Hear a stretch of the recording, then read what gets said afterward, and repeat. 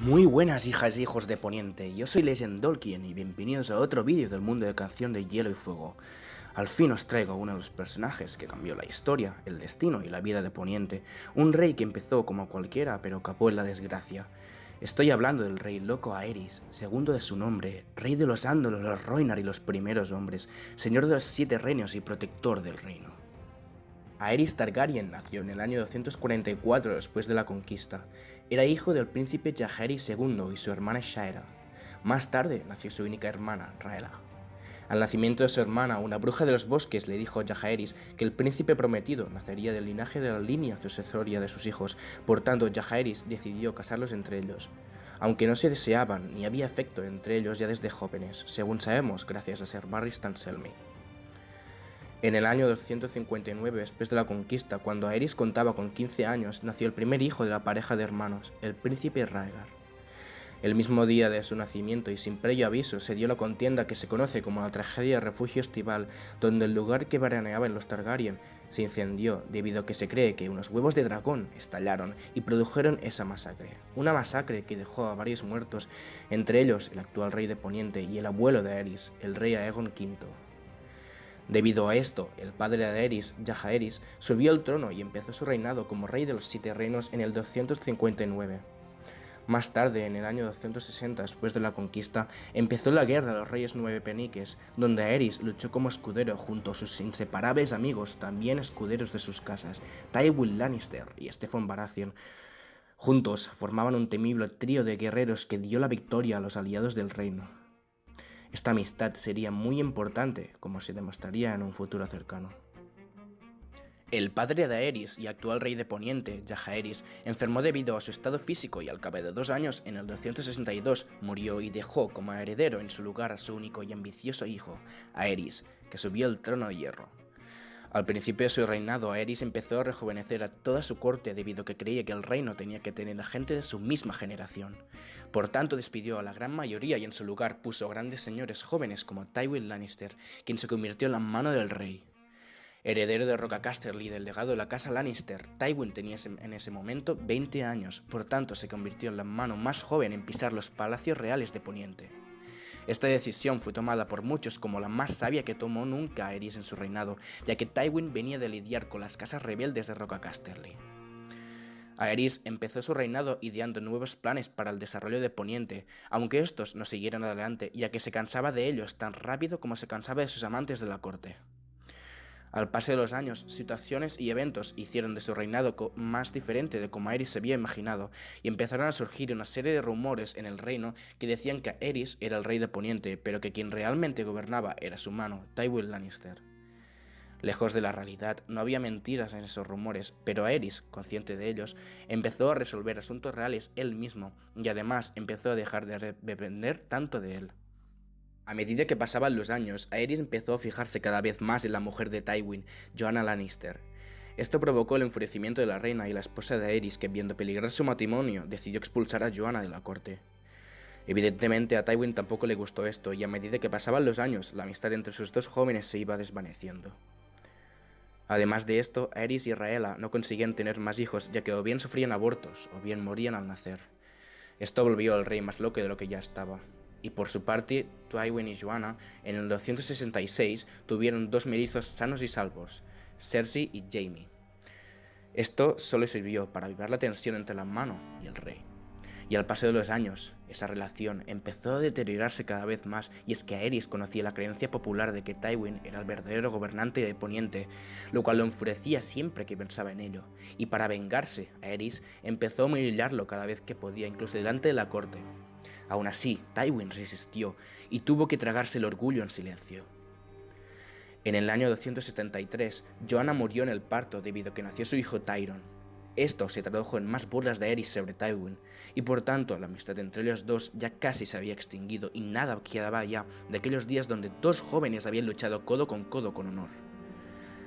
Pero Tywin seguía trabajando como mano del rey, mientras que Aerys se volvía más violento y desconfiado. Y ya en el 276, al fin, nació su primer hijo sano y robusto desde Rhaegar, el príncipe Viserys.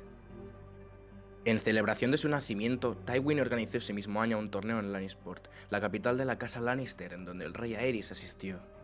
En él, el único hijo del rey, Rhaegar, con 17 años, participó y logró competir bien en las justas, logrando ganar a grandes señores. Además, fue en este mismo torneo donde Tywin Lannister, la mano del rey, le propuso un matrimonio entre su hija, Cersei, y su propio hijo, Rhaegar.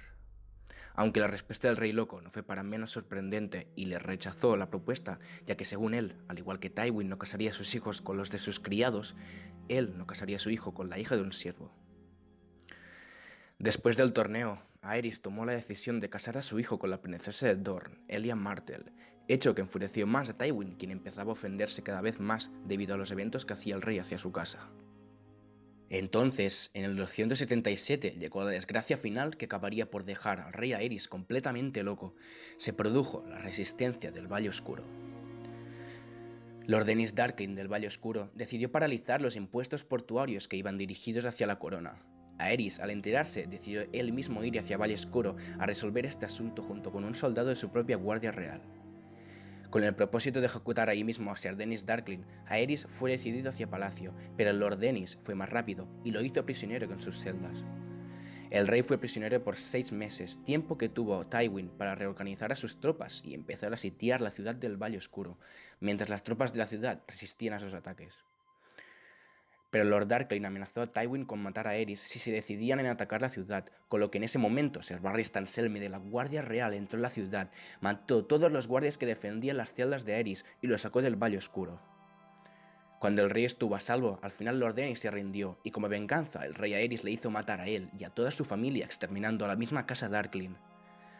Este cautiverio le sirvió a Aerys para que acabara con la cordura que todavía le quedaba, y fue así como Aerys se volvió totalmente loco, ya que no dejó que nadie se le acercara ni le tocara. Nunca más se volvió a cortar ni a lavar el pelo ni las uñas, que parecían garras de dragón. Se encerró dentro de su fortaleza roja y prometió que nunca más saldría de ahí, y además prohibió la entrada de armas en el palacio, exceptuando a su guardia real, su fiel defensora. De esta forma, al empezar a sospechar de todo el mundo, incluido su propio hijo Rhaegar, Aerys hizo traer a un eunuco de más allá del mar angosto llamado Varys, una especie de consejero de rumores que le serviría de gran ayuda para sus sospechas. Con el tiempo, Aerys empezó a mostrar cierta devoción por el fuego valirio, una especie de fuego que conseguía seguir encendido incluso debajo del agua, así que Aerys empezó a establecer relaciones importantes con los alquimistas de desembarco del rey, y al cabo de un tiempo se convirtieron en una de las élites más importantes de la corte. De esta forma, Aerys empezó a utilizar el fuego valirio para quemar vivos a los traidores y a los asesinos que aparecieran en su corte. Y con todos estos hechos, por todo Poniente, a Aerys ya se le conocía como el Rey Loco o el Rey Costra, ya que continuamente se cortaba con los filos y pinchos de las espadas del Trono de Hierro.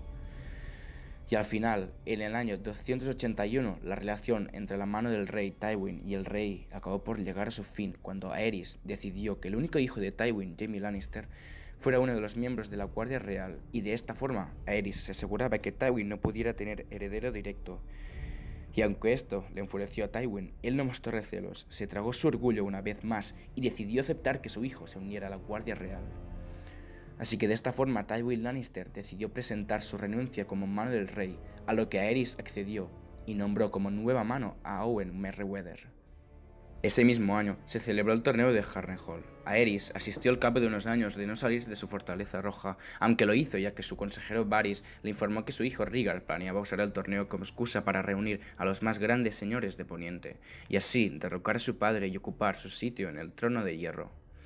En el torneo, Rhaegar Targaryen quedó como campeón y nombró a Lyanna Stark como reina de la belleza.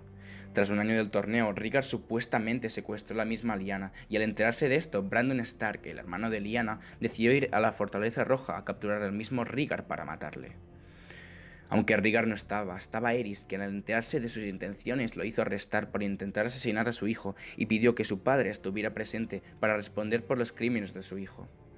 Cuando Rickard Stark, el padre de Brandon, llegó a la capital, Aerys lo arrestó y al momento lo quemó vivo con su fuego valirio dentro de la misma Fortaleza Roja. Su hijo Brandon lo veía morir mientras se iba estrangulando involuntariamente con una máquina que tenía colocada en el cuello. Al final, los dos Stark murieron y Aerys, además, no mostró señales de condenar el secuestro de Lyanna, así que estos hechos llevaron más tarde al estallido de la rebelión de Robert. Al inicio de la guerra, Aerys destituyó a su mano actual, Owen Merryweather, por ser incapaz de contener las primeras revueltas de los rebeldes. En su lugar, Aerys nombró a Jon Connington, un viejo amigo de su hijo Rhaegar, para que fuera su mano. Aunque tenía buena reputación, tampoco Connington fue capaz de lidiar con los rebeldes y perdió la batalla de las campanas en el Septo de Piedra, y este, en su lugar, fue reemplazado por Carlon Chelstead. Con el miedo de la victoria rebelde, Aerys decidió esconder con la ayuda de sus ayudantes piromantes la reserva de fuego valirio para que en el momento que las tropas rebeldes llegaran a la capital fuera encendido y de esta forma acabara con toda la capital de desembarco del rey. Al enterarse del plan del rey, la mano Carlton Chelstead decidió renunciar a su cargo y en respuesta Aerys lo quemó vivo por su traición.